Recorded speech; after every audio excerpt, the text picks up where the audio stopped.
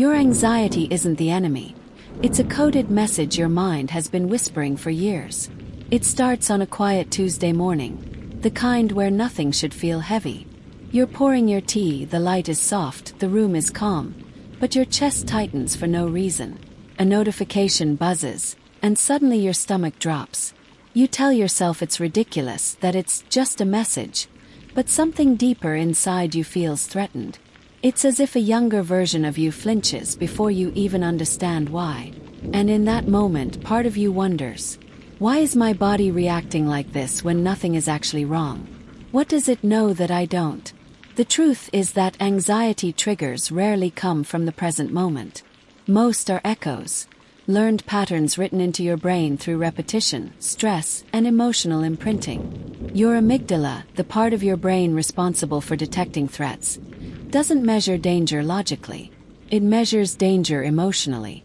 If a situation feels similar to a past pain, your brain responds as if that pain is happening again right now. So a tone of voice, a text message, a change in someone's facial expression, or a shift in your environment can activate neural circuits that were formed years earlier. You aren't overreacting, nor are you weak. You're experiencing your brain trying to protect you. Anxiety triggers are survival memories. They exist because at some point, your brain learned that a certain cue meant discomfort, rejection, conflict, shame, abandonment, or uncertainty. And the brain doesn't forget what once hurt you. It stores those patterns, waiting, and sometimes overreacting because it believes it's keeping you safe.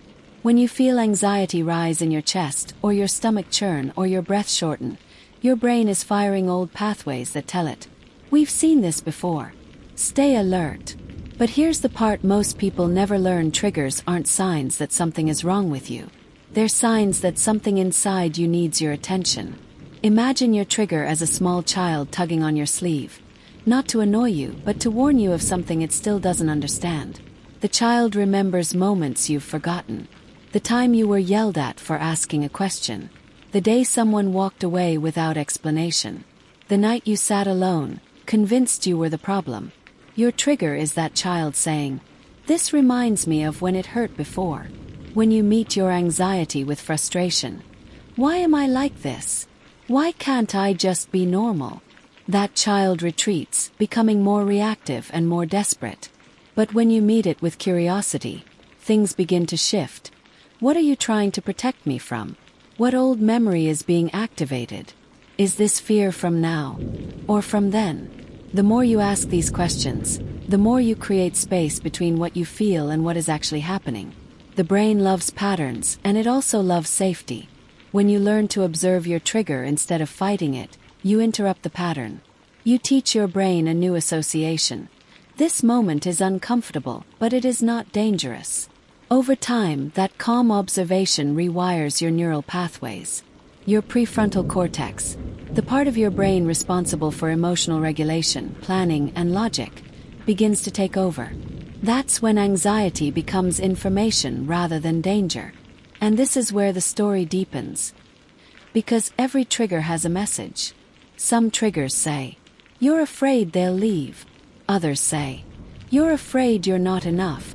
And some say, "You're overwhelmed and you need rest." But the most surprising ones are the triggers that reveal your hidden strengths.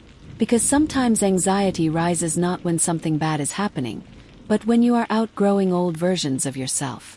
Growth can feel like danger to a nervous system that learned to survive by staying small. So your trigger might not be saying, "Stop." It might be saying, "This is new. Be gentle. You're expanding." And that brings us to the most dramatic moment. The moment your trigger stops being a threat and becomes a revelation. Picture this. There is a version of you, standing in the doorway of a memory your mind has not visited in years.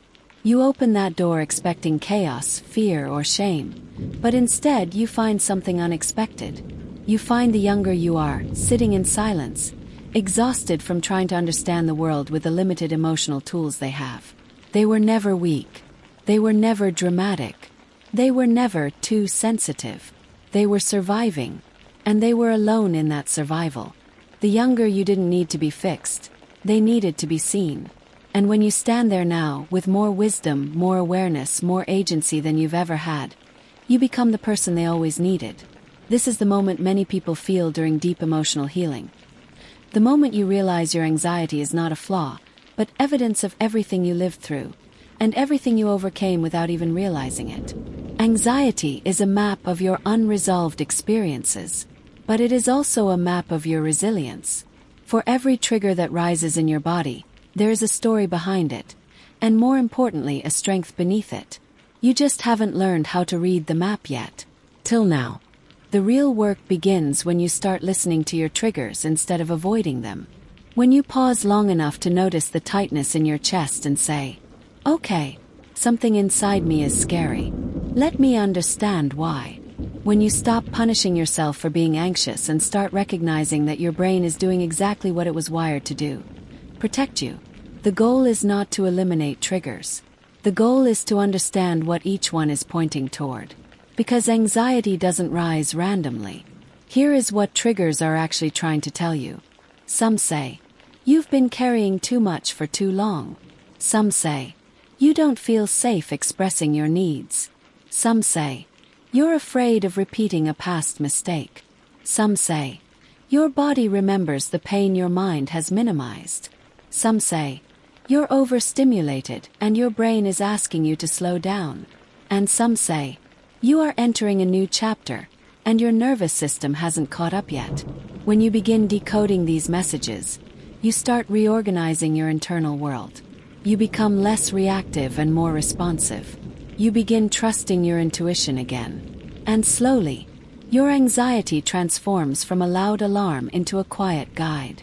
It no longer controls your life, but it helps you understand your life.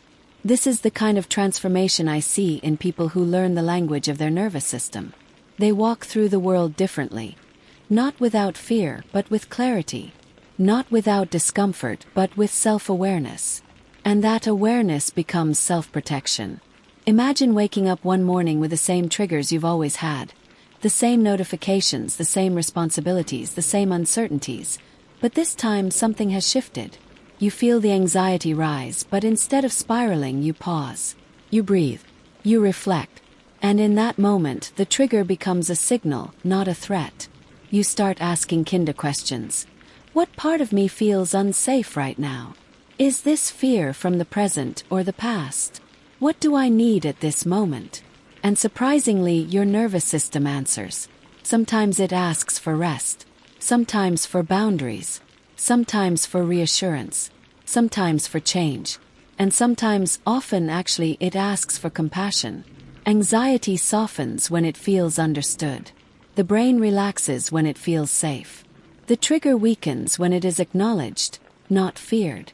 And slowly, you begin to reclaim your life. Not by forcing calm, not by staying positive, not by suppressing your emotions, but by listening. Listening is how you heal. Curiosity is how you grow. Self-awareness is how you take back control of your mind. This journey isn't about eliminating your anxiety. It's about decoding the messages behind it, and letting those messages guide you toward a version of yourself that feels grounded, empowered, and emotionally awake. Your anxiety has been trying to talk to you for years. Today, you finally learned how to hear it. If this helped you understand yourself in a new way, I invite you to stay on this journey with me. There's so much more to explore about your mind, your brain, and your emotional resilience. And if you want more stories and science just like this, subscribe, stay connected, and let's continue learning together. Your mind has been waiting for you to listen. And you're finally ready.